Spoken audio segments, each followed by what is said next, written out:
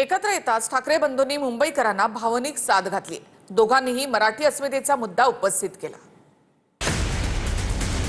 ठाकरे बंधूंनी युतीची घोषणा केली आणि त्याच मंचावरून दोन्ही बंधूंनी मराठी अस्मिता आणि मुंबईला महाराष्ट्रापासून तोडण्याचा डाव या मुद्द्यांवरून भावनिक साथ घातली।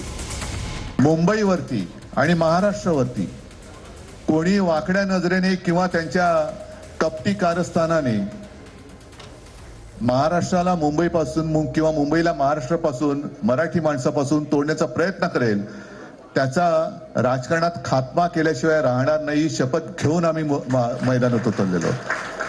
मला असं वाटतं काही तर स्क्रिप्ट बदलली पाहिजे। किती वर्ष एकच स्क्रिप्ट घेऊन हे लोक फिरणार आहेत? काही तर नवीन आणा।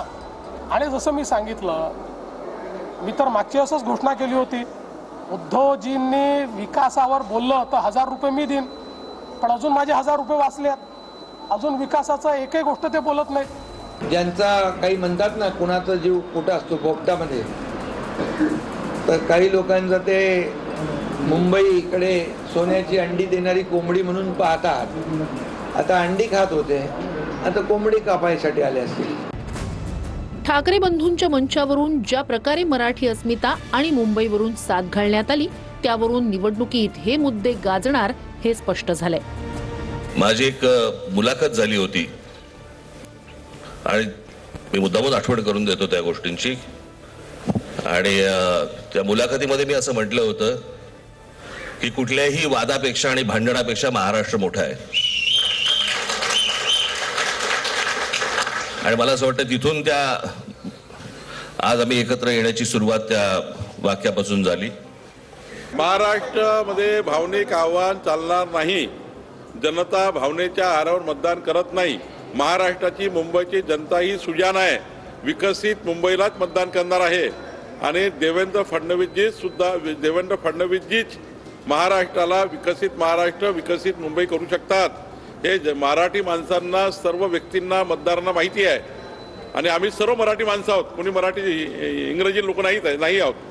आम्ही इंग्रजी आहोत का? राज ठाकरे यांनी पत्रकार परिषदेच्या शेवटी मराठी पत्रकारांनाही साथ देण्याचं आवाहन केलं की आता जर का चुकाल तर संपाल, आता जर का फुटाल तर पूर्णपणे संपून जाल। म्हणून परत एकदा तुटू नका, फुटू नका आणि मराठीचा वसा टाकू नका, हाच एक संदेश मी आमच्या दोघांच्या युतीच्या निमित्ताने संपूर्ण महाराष्ट्राला देतो आहे। त्यांचं मुंबईवरती, महाराष्ट्रावरती, मराठी माणसावरती प्रेम आहे। अशा सर्व माझ्या पत्रकार बांधवांना, भगिनींना माझी विनंती आहे की आमच्या पाठीमागे उभे राहा। गेल्या निवडणुकीत ठाकरेंना मराठी मतांबरोबर मवियामुळे मुस्लिम मतही मिळाली होती। मात्र मुंबईत या निवडणुकीत काँग्रेस वेगळी लढणार असल्यानं ही मतं ठाकरेंना मिळणार का, याकडे सगळ्यांचं लक्ष आहे।